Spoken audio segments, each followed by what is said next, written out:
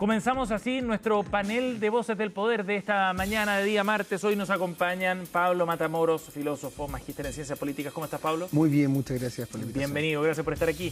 Y Simón Ramírez, secretario ejecutivo de Frente Amplio. ¿Cómo estás, Simón? Muy bien, buenos días. Gracias por estar con nosotros, Muchas Simón. gracias. Bienvenidos ambos. Oye, partamos con esto. Teníamos otra pauta, lo abordaremos luego, pero partamos con lo que anuncia el gobierno en relación a estos dos proyectos de ley que buscan evitar episodios de violencia, Pablo, en los colegios. ¿Qué te parece en términos generales? A mí me parece bastante positivo que se tomen acciones rápidas. Habíamos visto, esta semana pasada fue bastante como se dice, abundante en estos hechos. Pasó lo de Calama, pasó lo del Colegio Las Tarrias. Para mí lo que más me preocupa es el efecto de imitación. O sea, hemos visto en las noticias que después de lo que pasó en Calama, los trágicos hechos de Calama que tienen que ver con salud mental, con cosas sociales, es que se empieza a imitar este fenómeno. O sea, hemos visto ya como estos rumores que son o no son, de gente que amenaza. Entonces creo que es interesante ordenar estas comunidades escolares. También lo que pasa con algunas incivilidades, con algunos casos. Yo acá mismo anoche el alcalde de Desbordes de Santiago hablaba sobre lo que pasa en sus colegios emblemáticos con ciertos grupos anarquistas que al parecer están identificados. O, por ejemplo, suena súper razonable escuchar que no se puede andar con un overol blanco. Los blancos alguien los paga, se cambian cada vez que los usan, o sea, esas cosas. ¿Por qué andar con pasamontaña? O sea, dentro. Yo creo que son buenas cosas, son buenas. Habría que, obviamente, hay que ver cómo decantan también, hay que garantizar ciertas libertades personales de los alumnos, de los niños, todo, pero también no olvidar que un colegio, un centro pedagógico, que conduce niños, conduce gente que todavía está en formación, y por eso también creo yo en estas vueltas como conservadoras o cambios de forma que van a ser muy distintas a lo que hemos visto, claramente por el cambio en color político del gobierno, me parece interesante. Para mí lo que más me genera más tensión era eso, que bueno que el gobierno reaccionó rápido y ojalá también por esto, el efecto de imitación, o sea, que empiece a ocurrir el rumor como que está pasando en todos lados, que va más allá de la política, va a una cosa humana y también tiene la sociedad, ¿no? Salud mental, espacio público, qué se enseña, cómo se habita en el espacio escolar. Me parece interesante. Simón. Primero, obviamente esto es una situación muy preocupante que está ocurriendo en el país. Por eso también llama mucho la atención que el mismo presidente Kast haya preferido ir a exhibirse a su barra brava en el Champions de rodeo el día del funeral de la inspectora y poder hacer un gesto de Estado respecto de lo importante que es esta materia. Ahora, en concreto con lo que escuchamos ahora, que me parece que de todas formas hay que verlo en profundidad y estudiarlo, destaca por ahora que es una iniciativa que pone el foco en lo punitivo y no el foco ni en lo preventivo ni en lo pedagógico. Es contradictorio además, todavía no tenemos ninguna noticia al respecto, en relación a los recortes parejos del 3%, que también en educación se aplican y que cuando hablamos de educación, que tiene un presupuesto de 16 billones de pesos aproximadamente, un 3% son sobre los 500 millones, es más que el presupuesto de algunos ministerios completos. Y eso implica, obviamente, reducción en presupuestos, por ejemplo, que se habían preanunciado en duplas psicosociales y en abordaje, que entienden este problema de una manera integral y trabajan con los estudiantes y sus comunidades educativas. Por lo tanto, nos parece importante que avancemos también desde esta óptica que incluye la perspectiva preventiva y la incorporación de las comunidades educativas. ¿Es errado poner el foco en lo punitivo, dices tú? No, creo que hay que vincular ambas esferas y lo que vemos acá es que hay un proyecto de convivencia escolar que está listo para ser promulgado y que sin embargo el gobierno no se ha pronunciado al respecto, que tiene un reglamento que hay que desarrollar y que el gobierno no se ha pronunciado al respecto y sin embargo escuchamos solamente este tipo de medidas que tampoco sabemos en qué medida están basadas en la evidencia, porque lo que importa acá también es que uno entiende que cuando hay fenómenos de violencia importantes hay que hacer gestos simbólicos a la ciudadanía que den cuenta de que no estamos tomando cartas en el asunto, pero también es importante tomar medidas basadas en la evidencia que permitan reducir los episodios de violencia. Hablemos de las medidas en particular. ¿Qué te parece, Simón? Primero, esta idea, por ejemplo, de privar de gratuidad la educación superior a alumnos que sean sorprendidos. No se aclara bien cuál es la figura, pero que sean sorprendidos o sancionados quizás por hechos de violencia. Muy complicado, o sea, suena muy complicado en principio, porque además el presidente Kast dice algo que también es preocupante. Yo me imagino que es parte de los lapsus que normalmente vemos en las vocerías de gobierno, que los estudiantes pueden cometer delitos y no pasa nada. En realidad yo prefiero confiar en la justicia y cuando los estudiantes cometen delito o cualquier persona comete un delito, la justicia le aplica una sanción, una pena. Y por lo tanto, si es que se le priva de gratuidad a futuro, se le priva un derecho a una persona,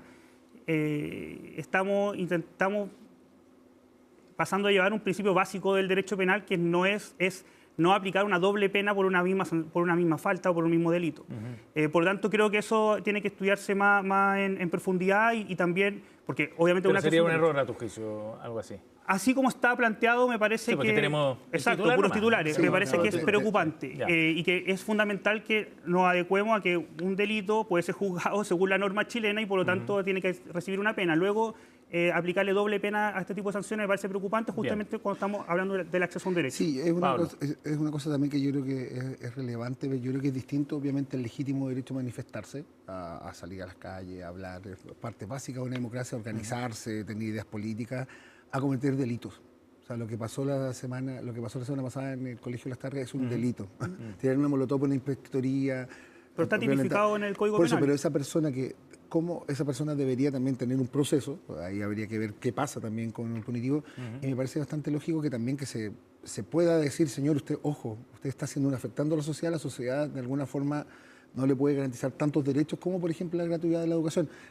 Obviamente, si estamos viendo los puros titulares, nos falta desgranar el choclo y por bueno que va al Congreso, pero también hay procesos, o sea, no entender no es una victimización de la sociedad, son grupos organizados en algunos casos, pero volviendo al caso específico de Calama, que yo creo que ahí se nos juntan dos cosas, alguna dimensión psicológica y una dimensión social, por ejemplo, si comparamos Calama con Las Tarrias, creo que es interesante que entre al Congreso en esas dos aristas, la parte de, señor, ¿qué pasa en la cabeza? ¿Cómo no tenemos mecanismos de control, tanto las comunidades escolares, las familias, manuales, cómo detectar las personas que están diciendo esto, cuándo es verdad, cuándo es mentira? Y también la parte que es un delito. O sea, lo que vemos en el Colegio Las Tarrias, lo que vemos aquí en algunos colegios emblemáticos de Santiago, son grupos organizados anarquistas, que sabemos que a veces los papás no son los mismos que son los apoderados, sabemos que se organizan, o sea, se puede ejercer inteligencia sobre ellos. ¿No? O sea, es correcto poner el foco también en las sanciones. Creo yo que aquí hay una dimensión, como decíamos, que primero es descriptiva, o sea, primero, perdón, como de pronóstico, como dijiste tú, Simón, y también hay que poner una dimensión punitiva. Y también entender la pedagogía, entender cómo se entrega esto, cómo se generan valores, cómo se habla de educación cívica, cómo habitar el espacio público. Son cosas que yo creo que una sociedad, se pone latero, fragmentada, algoritmizada, es interesante llevarlo sobre la mesa. Por eso, ojalá es que tenga la mayor cantidad de elementos el proyecto en el Congreso, que no sea solamente un spark, una luz. Pero sí me parece, también decías tú, Simón, me parece interesante que el Estado, el presidente de la República, reaccione a una semana después de decir, chuta, hay que poner un coto a esto. El timing es correcto. El timing es correcto. Sí, Simón, pero me parece que, insisto, que lo preocupante de esto es que no vemos medidas de fondo.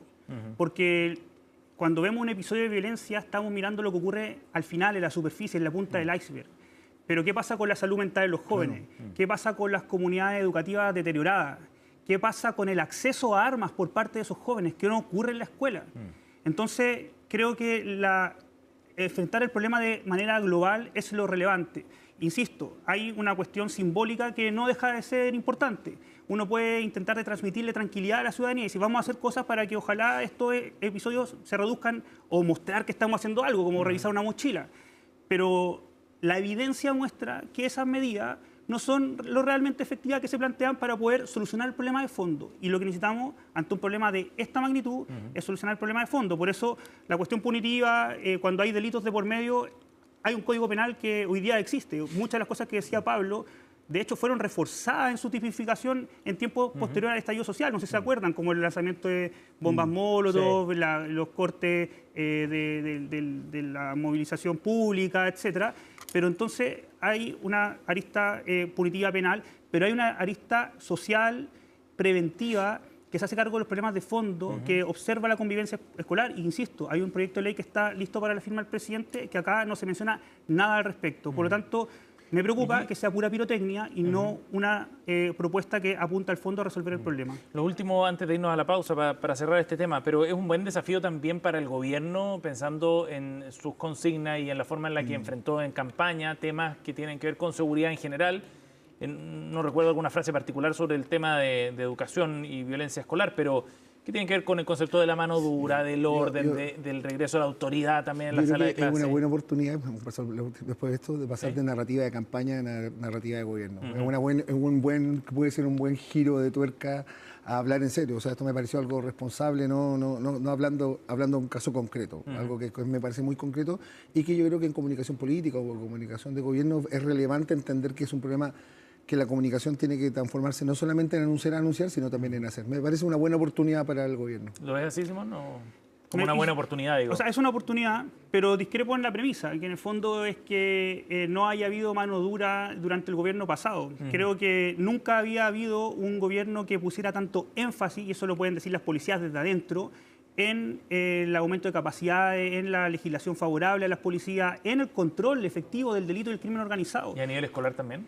A nivel escolar se trabajó desde la perspectiva de avanzar en la convivencia escolar. Por eso hay un proyecto de ley, insisto, que está para firmar el presidente. Sí. Entonces es un avance concreto que además viene acompañado de esta dimensión más penal que, insisto, ya existe y que tiene que seguir siendo abordada. Porque yo comparto lo que dice Pablo. O sea, tirar una bomba molotov en un recinto educacional, en cualquier lado, pero también en un recinto educacional en particular, es un delito y es grave. Es algo que tiene que estar totalmente fuera de las comunidades educativas, todo tipo de estas circunstancias de violencia, pero que son múltiples. O sea, es contra los apoderados contra los profesores con los alumnos entre sí, y es un problema mayor del cual hay que hacerse cargo en toda esa Lo último, Pablo, porque nos vamos a la pausa. Ahí veo también, yo creo que también es relevante. Acá hay una diferencia entre la percepción y los datos.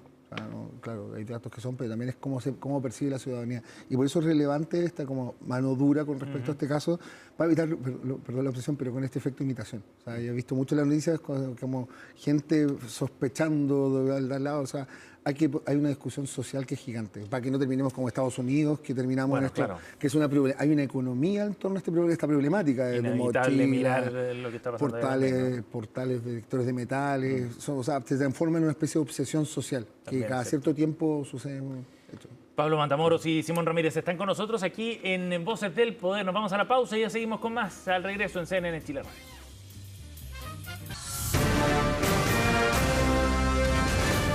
Estamos de regreso en CNN Chile Radio, AM.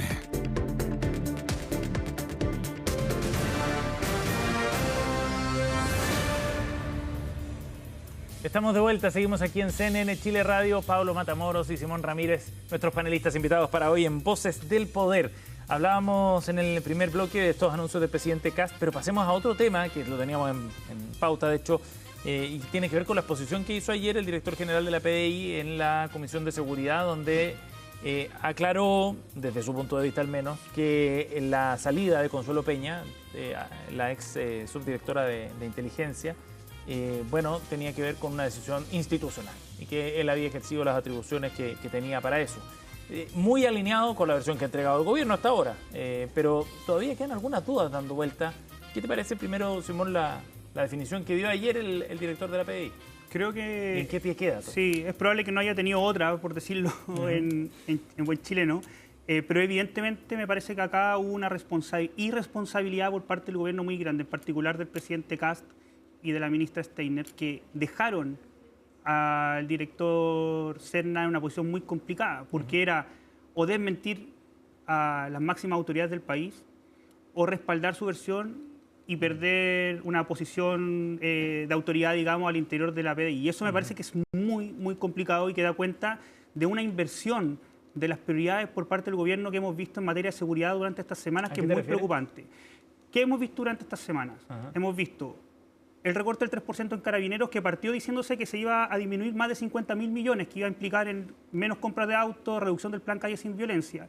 Y en la PDI hemos visto un conflicto institucional generado por este gobierno, al parecer, y por las acciones de la ministra, que ha desordenado el funcionar y ha distraído a los funcionarios de la PDI de su finalidad, al mismo tiempo que hemos tenido episodios de violencia y de delitos en el país muy importantes. Se ha visto un alza de 42% en los últimos 28 días en términos de homicidios, y eso creo que da cuenta de que en vez de estar preocupado de esto, a eso me refiero que da cuenta de un cambio de prioridades, una inversión de las prioridades, en vez de estar preocupado de esto, estamos preocupados del recorte del 3% en Carabineros, que al final se retrotrae, y de este conflicto interno de la PDI, que es un conflicto que trae la ministra desde su rol de fiscal de Tarapacá a el centro del gobierno, ahora que es ministra, en una institución que además ya venía debilitada ha venido debilitada, que tiene sus 2 últimos directores nacionales condenados por casos de corrupción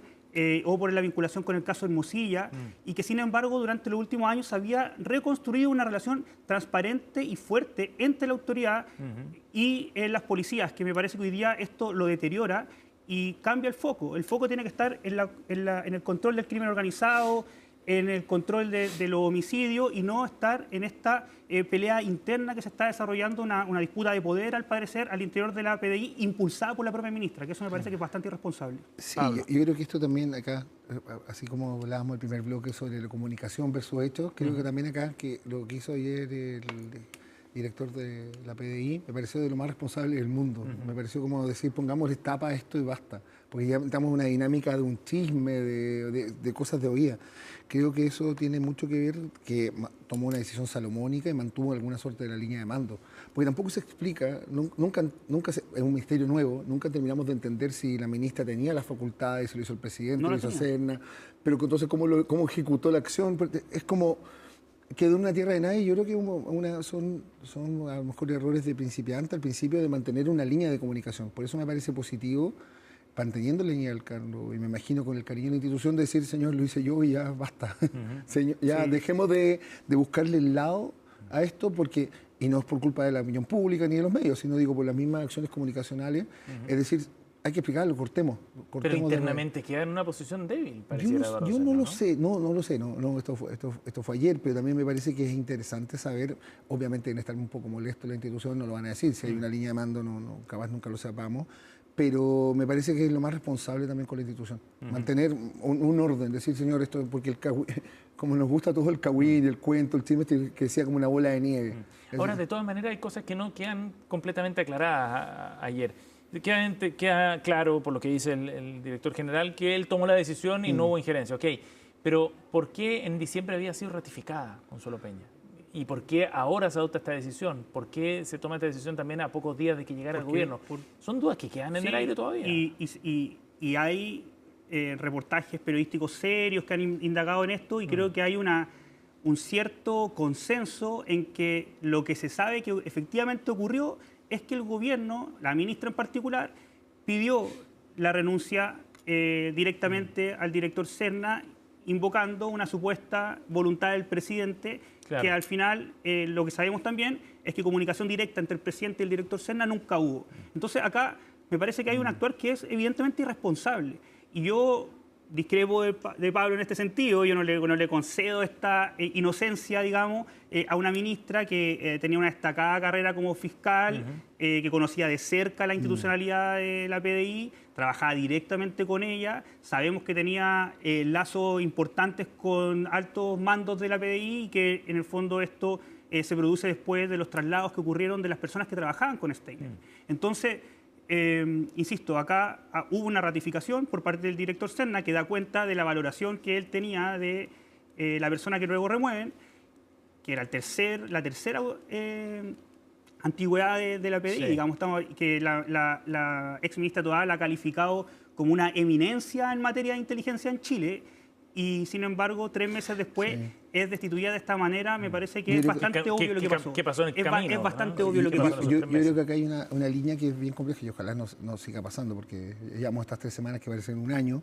Este cruce entre lo personal y lo institucional. Por eso, pensando, o sea, que la opinión pública se quede en estas como este cagüín de que los traslados, todo, que desconozco la razón de esto, a llegar a algo institucional. Una institución que tiene sus reglas, tiene sus cosas, más allá de cualquier sesgo o preferencia personal. Entonces, estaba como en una nube, que esto casi fue como un capricho. Creo yo que por eso digo que lo que hizo ayer el director Serna me parece interesante a la hora de decir, esto es una institución y vamos a manejarlo institucionalmente, no tiene nada que ver con otras consideraciones.